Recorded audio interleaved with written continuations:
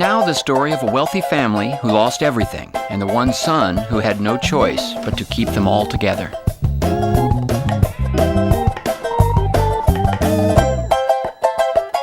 It's Arrested Development. The first 2 seasons of Arrested Development might be the best seasons of television ever assembled, and I don't mean that with any kind of hyperbole. The struggles of the last 4 seasons ruined what might have been one of the best overall comedy series ever made. Everything about the show is just about perfect. It blends together multiple classic TV tropes and gags, with a lot of very clever writing, as well as some truly spectacular performances from just about every single main character in the ensemble. What is Arrested Development? First airing on November 2nd, 2003, it's a single-camera sitcom following the very, and I mean very, dysfunctional Bluth family. A family whose life is crashing and burning around them as Michael Bluth, the show's main character, played by Jason Bateman, is dealt with picking up the pieces at the Bluth Company. After his father is arrested for treason, his family doesn't seem to appreciate him very much, and the show follows him as he navigates his relationships with every single one of them. One of the more revolutionary things that the show had done was use its single camera. While not the first, it was one of the first in a wave of single-camera sitcoms. The traditional sitcom uses a 3-camera setup, filmed on a soundstage. The camera usually stays static, and the sets also typically reused. For example, I don't know much about Friends, but I do know most of the time they're either in an apartment or a coffee shop or a mix of both. That is one of the downsides to that style. Single camera setup, you can kind of go wherever. In the background, I've been playing the opening segment of the pilot. Take note of the pacing, and that's the amount of time between cuts. It's quick. It's a lot quicker than a traditional sitcom. There's some camera movement. And we're on a boat. The boat is notable because we don't return to the boat for a very long time. Using a single camera setup like this, it can be cost effective to use single-use sets in the real world. We get to see the Bluths as they go through their world, giving us a sense of the expansive story world in a show like Arrested Development that's set in a real-life location in and around Orange County, California. We can kind of feel like we're there too if you're familiar with that area or just the familiarity of real life. The show also cleverly employs a narrator. The narrator is Ron Howard. Yes, that Ron Howard. He's one of the executive producers on the show, but Arrested Development is quite famous for its use of Ron Howard as the narrator. The complex ensemble cast sometimes has every character moving and through time, bouncing between storylines. The show also likes to skip time, and the narrator is a very useful tool to fill you in on what had happened. And we also feel like we're a fly on the wall because we kind of know everything that the Bluths are up to that's important to the story. The narrator is very useful in explaining what is happening in these complex storylines and these time jumps. Also a thing the narrator is used for, flashbacks. So we get an expansion of the world and key plot points through the use of these flashbacks.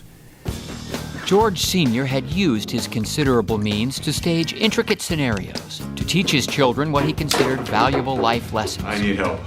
I'll get my gear. Typically, these scenarios would involve a man named J. Walter Weatherman, a one-time employee who lost his arm in a Bluth Company construction accident.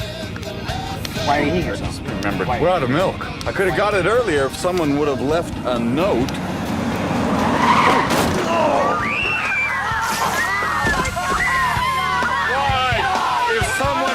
A note, this innocent man would still have his arm. Why? That's why you always leave a note. Well, those lessons worked, didn't they? I mean, we still leave notes to this day. This scene about life lessons becomes a major device driving in on an episode called Peer Pressure. I feel this episode is one of the best in the series. The heavy use of key flashbacks drives the story and ends with a heartfelt scene between Michael and George Michael. Despite the sheer absurdity of the show, sometimes it can be really heartwarming. The plot for Peer Pressure involves Buster wanting George Michael, played by Michael Cera, to buy weed for his elderly girlfriend. George Michael gets his other uncle, Job, to buy it for him, and it turns into a sting where they try to teach George Michael a lesson, but in reality it was a way to get Michael to stop teaching these lessons, and that's all set up through flashbacks at the start of the episode. The Bluth banana stand, where there's always money in it, is another very clever thing too, and I want to hit on the clever writing of the show. Michael is told by his father that there's always money in the banana stand, and he just believes it's a moneymaker. This is the only thing that wasn't seized by the government. And it does something I feel the show does very well. It's some of the most clever writing in the show. The money in the banana stand was actually money that was stuffed in the wall. So when Michael burns it down, he burns hundreds and thousands and thousands of dollars. The show also went on to inspire a lot of shows, and it's kind of groundbreaking in the way that none of them are really good people, kind of like It's Always Sunny in Philadelphia, but before. George, the father, is arrested for treason.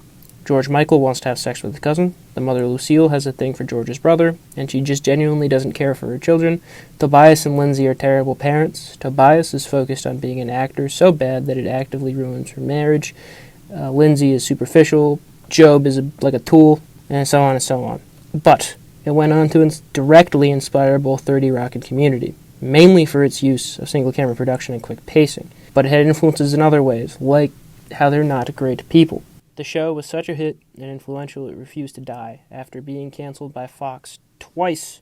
Netflix bought it, and critics weren't too pleased with how Netflix handled it. Quote, "The original run of the series was a masterclass in whip-smart writing elevated by a terrific ensemble cast. The banter was clever and fast, the jokes were dense and layered, the subtle running gags and callbacks that played out in the background and demanded repeat viewing." That was Jim Sabatso of the Rutland Reader. Netflix ultimately fell short in seasons 4, 5, and 6 of being able to do that, but nonetheless, Arrested Development and its original 2-season run is some of the best television ever assembled.